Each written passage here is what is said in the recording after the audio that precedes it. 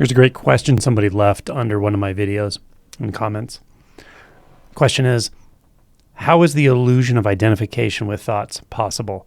If there is no one that is identifying with thoughts, on what does this illusion build? Or on what does this illusion build on, is what they said. What is the mechanism? What is at its origin if there is no one at its origin? Okay. So I have a simple answer to this, and then maybe I'll unpack it a little bit. The simple answer is, I'll ask you a question, right? This is the answer. The answer sometimes is in the form of a question, and this is one of those cases. So the question to you is, why do you believe that if you know the answer to those questions, it's going to help you? Like, what do you think it's going to give you? I recommend actually sitting with that, because this is a common kind of question I get. And I give similar answers most of the time, but I'm really inclined to point you back to what is the impetus to ask the questions. And even more importantly, what is the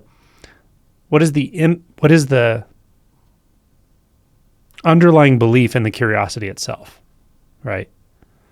Because what I know from experience and what I know from this realization process that we're talking about is, if I explain it to you in a way that satisfies you intellectually, which I probably could, like I could tune into what you probably want to hear or how you're thinking about it and then explain it in that way, but it doesn't do anything for you. If anything, I mean, at best it's neutral. At worst, it gives you a map. It gives you not necessarily a map, but it gives you a satisfied mental landscape around awakening or something like that, like a place that gives you a sense of, you know what this is, you know how this is. I'm not trying to give you that. I'm never trying to give anybody a cognitive framework. I'm never trying to give anybody a sense that this is how this works and now you understand it. I'm just not doing that, right? I'm not trying to do that. The point of realization, the point of awakening has to be transformational. It has to be fundamentally transformational.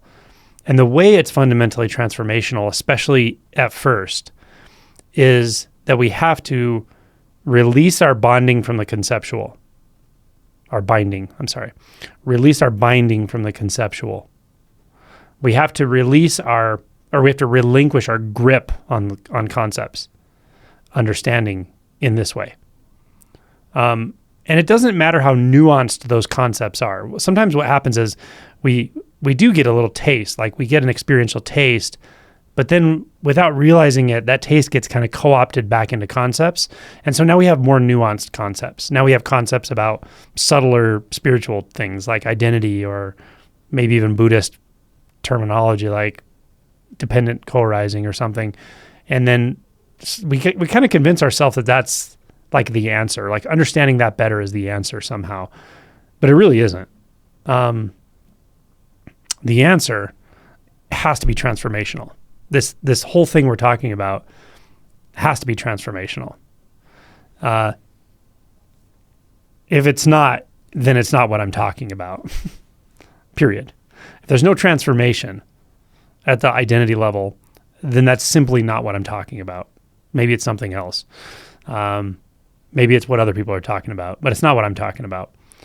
I should say this is a bit of an aside, but also this is why the message that there's no transformation that's going to happen, there's no one to transform, the idea of awakening itself is flawed.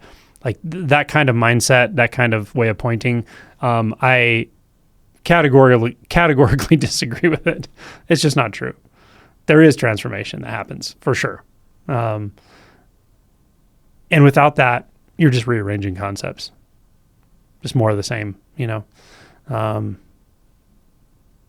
Yeah, I don't know how much more clear that needs to be. So as far as understand, so that's the simple answer. The simple answer is look into why you feel like that's going to help you to know that. Or another way of saying it, feel into why or how that could even satisfy you. Would it satisfy you if I gave you an answer in terms, like in spiritual terms or something. I mean, I can explain things in a more specific way as far as concepts and so forth. And sometimes I do, but I don't do it to give you that framework. I don't do it because that's the point of the realization process. So I don't do it very often. But the key for you is to look into why you want to know it that way, right? Or maybe just ask yourself, do I want to understand this or do I want to live it? There was a beautiful line in that beginning of one of the books I read. I feel like it was The 3 Pillars of Zen, but it could have been Philip Kapleau Roshi's other book. And it was the dedication at the beginning of the book, and it said, this book is dedicated not to those who wish to seek, but those who wish to find. And that hit immediately. Like I could feel that. I didn't even have to think about what that meant. I knew what it meant. I could feel it. And I also knew I was in the latter category. I just knew it. It wasn't a competitive thing. I didn't feel better than anyone. I just knew I'm not interested in seeking anything. Seeking sucks. I want to find it, right? And that's what I'm talking about. I'm always talking about that. And I also will tell you, no matter what you believe, how convinced you have yourself that awakenings don't happen, or they don't happen in the way I'm talking about, or whatever it is, I promise you, it's possible for you. It is possible for you to have a profound and fundamental transformation at the identity level. Definitely. So, yeah. This is another way of saying this is non-conceptual. I think I mentioned in my book early on, in one of the preliminary chapters, I said, you're going to hear me say many times and in many ways that this is not about concepts. And I even explain why I say that repeatedly in the book. And I do say it repeatedly because it bears repeating, because the mind is so adaptable. The thought system is so freaking adaptable. You could even say it's insidious. It can co-opt anything. And let me explain what I mean by that. When I say it can co-opt anything, I don't mean it can take your realization away. It can't make reality not be reality. That's absurd.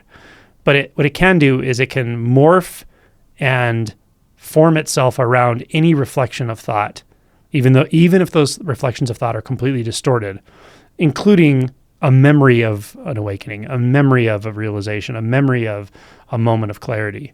That's what the mind does all day long. It's taking snapshots and turning them into narratives. And then you get kind of hypnotized with the narrative.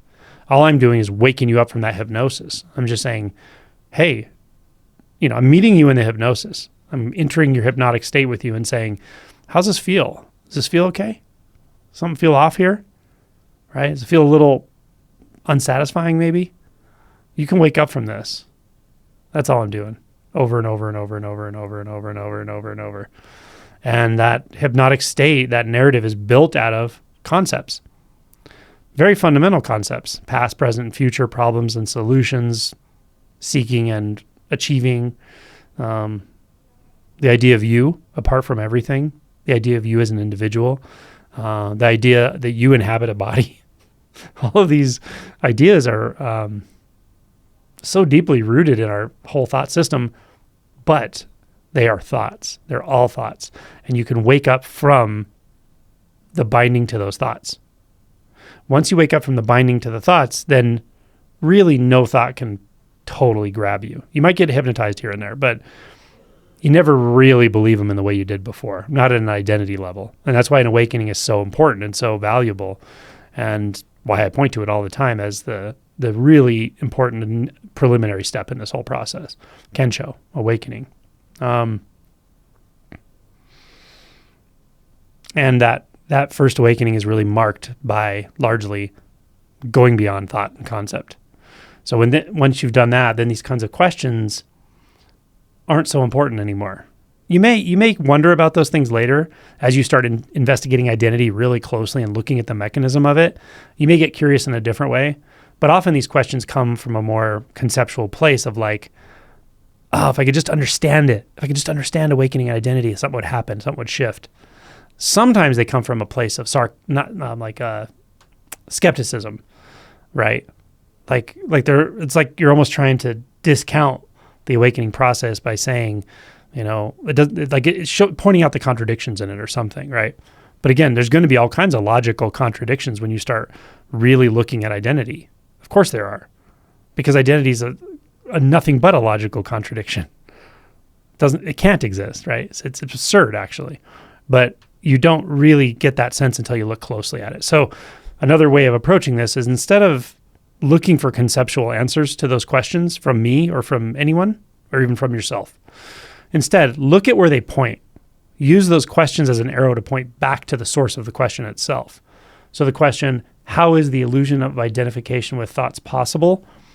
I want you to look back and see, how does it feel to believe one thought?